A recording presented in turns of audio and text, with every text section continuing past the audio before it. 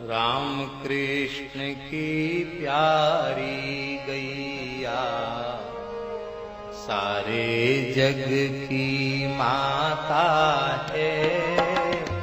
राम कृष्ण की प्यारी गैया सारे जग। तो एक कहावत कहते थे जैन साहब, वो कहते थे मीन भका जिन सब भका बचो न एकौ मास।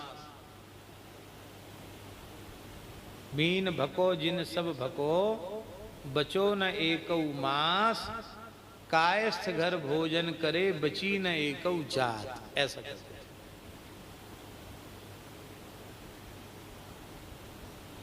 मीन भका जिन सब भका, मछली खा लिया तो सब जीवों को खा लिया। क्यों?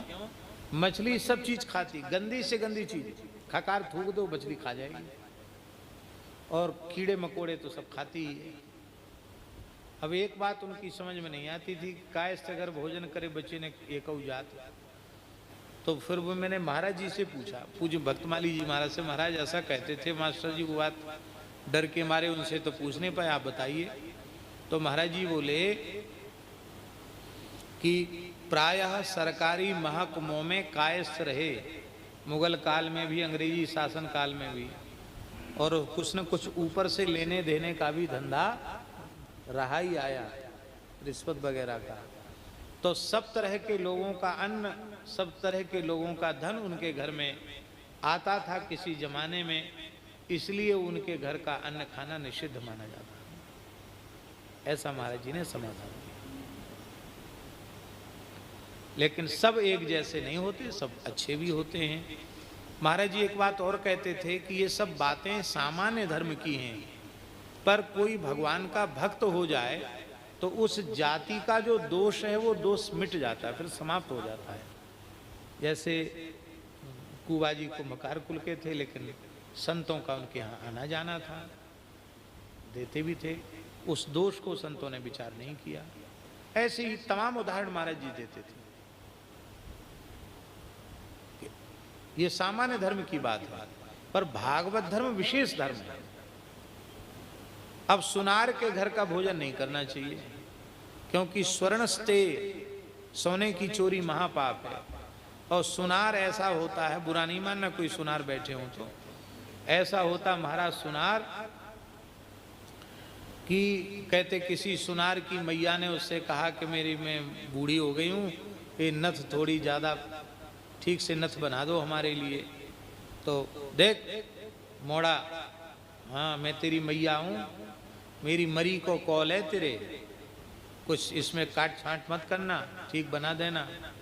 बना तो दिया, शपथ दिवा दी, इसलिए ठीक ठाक पूरी नाप तौल की दे दी। लेकिन उसके मन में इतना शोक हो गया कि मैंने थोड़ा सा सोना इसमें से काट छांट क्यों नहीं की। बहुत दुखी हो गया।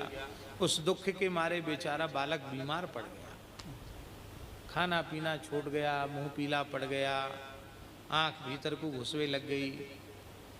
किसी अच्छे मनोचिकित्सक को दिखाया, उन्होंने कहा कोई गहरी बात बैठ गई है इसके भीतर, वो निकल जाए तो ठीक हो जाएगा। तो आखिर तो सुनार की मैया थी, उसकी समझ में आ गया कि मैंने शपथ दिवा दी, इसलिए इसने सोने की चोरी नहीं की। तो उन्होंने कहा देख बेटा, मैं बड़ी बूढ़ी हो गई हूँ और तुमने ये इतनी भार बना दी है कि नाक हमारी फटी जाएगी, इसको थोड़ा काट छांट करके सही करके दे दो। जैसी सही करके दिया, सोई बढ़िया से भूख लगने लग गई, नींद आने लग गई, खूब चकाचक हो गया। तो सोने की चोरी का दोष लगा रहता है, इसलिए उसके घर में भोजन नहीं करना। पर भक्तमाल में स्वर्णकार भक्त का भी चरित्र है, कुंभकार भक्त का भी चरित्र है, और उनके यहाँ भी संत जाकर के प्रसाद लेते थे। त्रिलोक सुनार की कथा है,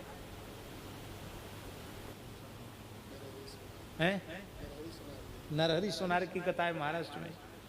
तो ऐसे जो विशिष्ट भगवान के भक्त होते हैं, उनमें वह उस जाति में पैदा होकर भी भगवान की भक्ति के आचरण के कारण उनके वे दोष समाप्त हो जाते हैं। इसलिए भगवान के भक्त में वैष्णव होने के बाद उसमें जाति बुद्धि रखना अपराध माना गया है।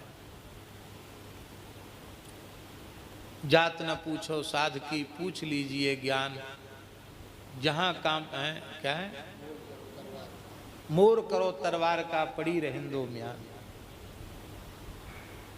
संत संत ही होते हैं। हमारे महाराज जी कहते थे कि जैसे भगवान मछली हो गए, कछुआ हो गए, बारह हो गए, सिंह हो गए, हंस हो गए, तो अलग अलग जातियों में तो भगवान पैदा हुए, पर भगवान की भगवत्ता तो कम नहीं हुई।